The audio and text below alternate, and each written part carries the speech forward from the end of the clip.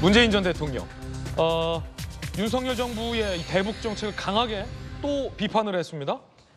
그러자 이 여권의 문 전 대통령을 향한 비판의 목소리도 나왔습니다. 문 전 대통령이 이번에 뭐라고 SNS에 올렸는지 보시죠. 한반도 긴장이 고조되고 있는데 대화의 노력조차 없다. 다시 평화로 힘을 모아야 할 때다. 평화를 바라며 힘을 모은다면 어둠의 시간을 끝낼 수 있다. 라며 윤석열 정부의 대북 정책을 또 한 번 비판을 했습니다. 문 전 대통령이 최근 이 대북 정책과 관련해서 윤석열 정부를 비판하는 일이 많아지고 있습니다. 여기에 홍익표 원내대표도 윤 정부의 대북 정책을 비판했는데요. 들어보시죠. 대한민국 모든 정부가 이어달리기의 정신으로 계승하고 발전시켜야 하는 남북관계가 윤석열 정부의 무책임한 대립과 일변도 태도로 파탄 지경에 이르고 있습니다. 이런 때일수록 평화를 향한 용기가 필요합니다. 국민과 함께 평화와 통일로 가는 길이 다시 열릴 수 있도록 정부의 잘못을 바로잡겠습니다. 자, 뭐 이런 비판, 대통령실에서 지난번 문 전 대통령이 입장 냈을 때 강하게 반박하기도 했는데 마침 윤석열 대통령이 이렇게 얘기했습니다. 가짜 평화론이 활개치고 있다. 대북 정찰 자산을 축소 운영하고 한미 연합 방위 훈련을 하지 않아야 평화가 보장된다는 가짜 평화론이 지금 활개치고 있습니다. 우리의 안보가 안팎으로 위협받고 있는 상황입니다. 가짜 뉴스와 허위 조작 선동이 이 나라의 민주주의를 위협하고 있습니다. 자유 대한민국에 대한 확고한 신념을 가진 여러분께서 이 나라를 지켜내야 합니다. 가짜 평화 아니냐라고 반박한 셈이 되고 있습니다. 문재인 전 대통령을 중심으로 야당에서는 아니 지금 한반도 긴장이 고조되고 있는데 윤석열 정부의 대북 정책 이거 심각하다라고 비판하고 있고 윤석열 대통령과 여당에서는 지난 정부에서 했던 것이야말로 가짜 평화 아니냐라고 비판하고 있습니다. 안보는 강력한 힘을 바탕으로 지켜질 수 있다라는 주장.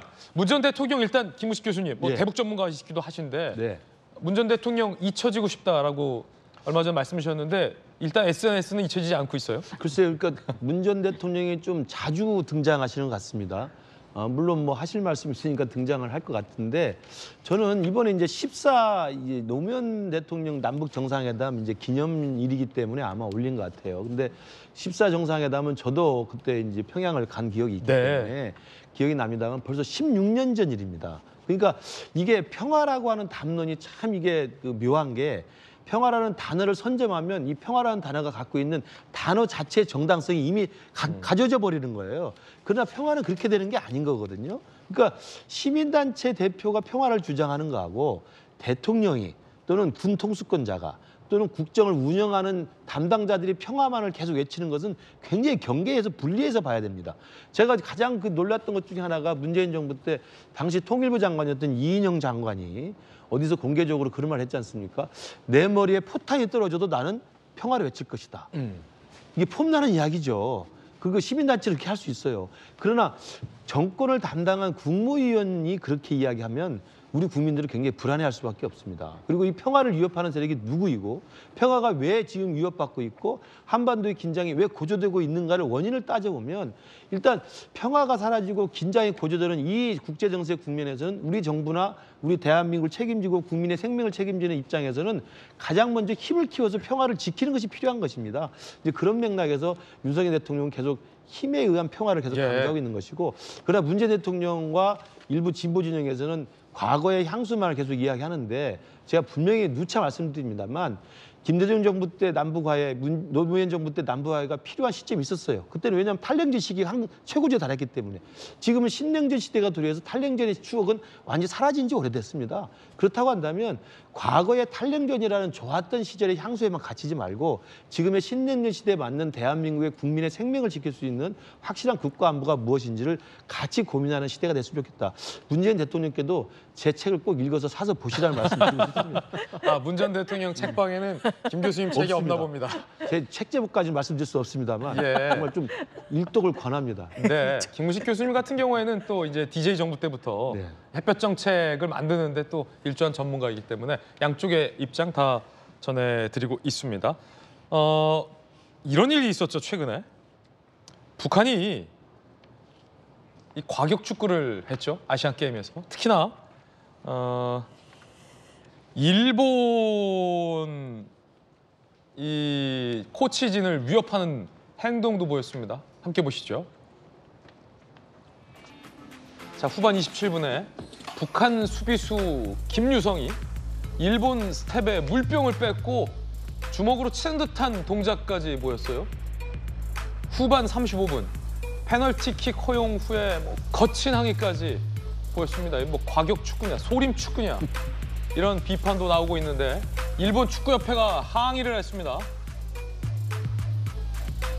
북한의 거친 플레이는 폭력이다.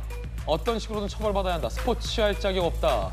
국제축구연맹, 아시아축구연맹에 의견서를 제출했습니다. 일본 축구협회 회장의 주장이었습니다. 지금 저 사진도 나오고 있는데 박성배 변호사님, 그 일본 물을 뺏어 먹고 북한이 네네. 왜 또 주먹으로 위협을 해요? 물을 왜 뺏어 먹습니까? 저거는 뭐야 참나. 저건 반칙도 아니고 저거 뭡니까 저거? 일본 스텝으로부터 물을 전달받아 먹으면서 오히려 위협하는 모습을 보여줬는데 예. 저도 이 경기 일부를 보긴 봤습니다만 보면서 내내 마음이 상당히 불편했습니다.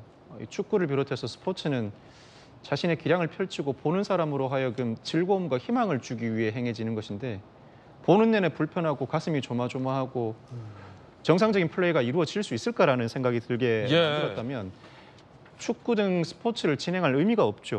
북한의 행위는 어느 모로 보나 불만이 있다고 하더라도 비판받아 마땅한데 이 사안이 불거지고 난 뒤에 일본 언론사이긴 합니다만 왜 북한 선수들이 심판에게 달려갔는가 그 이유 5가지를 제시했습니다. 무엇보다 이 경기 승패에 따라 선수들의 지위가 크게 달라진다고 합니다. 8강전에서 패하게 되면 나중에 국제대회에 다시 나설 수도 없고 자신이 원하는 일자리를 찾을 수가 없다. 군대에 끌려갈 수도 있다는 취지로 분석하고 또 축구가 북한에서 스포츠는 전쟁과도 같은데 가장 인기가 높은 종목인데다 김정은 위원장이 주목을 한답니다.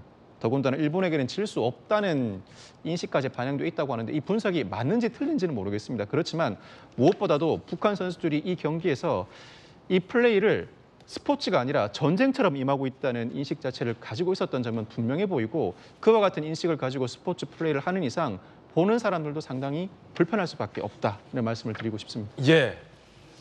이런 식의 더티 플레이를 할 거면 아시안 게임 안 나오는 게 낫죠.